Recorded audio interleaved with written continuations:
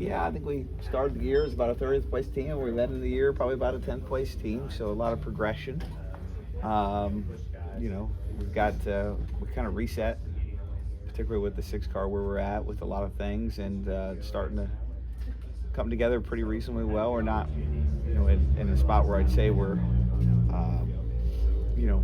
a threat to win every week, but we're a lot closer to that. We've had some really strong runs and good finishes, so I'm encouraged. We've got an off season in front of us to build and be better, and that said, we still want to win one of these last 3 races, and Talladega presents itself as a good opportunity. Is there any balance of, there's a couple of Fords still alive in the playoffs, but yet you guys are pretty desperate, I would say, for a win, as far as like who you work with?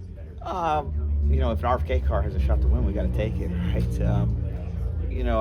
I think that the whole working with the OEM thing has certainly progressed to levels that are maybe a little less than desirable for the sport, but it is the circumstances at hand, and we still need to do what's best for RFK.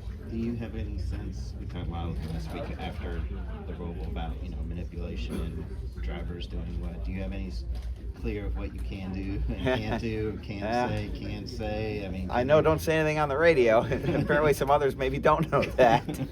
But outside of that, I think there's a lot of leeway. Yeah. Go ahead, Jay. Well, I was just going to ask along those lines for Martinsville. How does the sport stop that from happening? There might not be stuff said on the radio, but people are going to be doing things.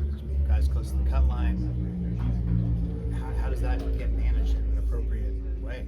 Yeah, probably just go to the 36 season format, 36 race season format. Outside of that, it's really difficult to manage. There'll always be different pieces. You try a deterrence model with penalties. That works to a limited degree. There's an incentives model outside of that I think could probably be tuned up a little differently, but ultimately the format has a large part of it. Where do you see, Denny had this choice at the Roval almost, if you knew the points of situation of maybe helping somebody get in who might, he had this choice, do I keep Logano out because he might be a bigger threat at Phoenix? Yeah. What, can you look long-term like that, or should you be allowed to look long-term in making those decisions? Should you be allowed to? Whether you're allowed to or not, you're going to in this, format scenario, and I suspect it'll continue to play out over this next 3 weeks, 2 weeks.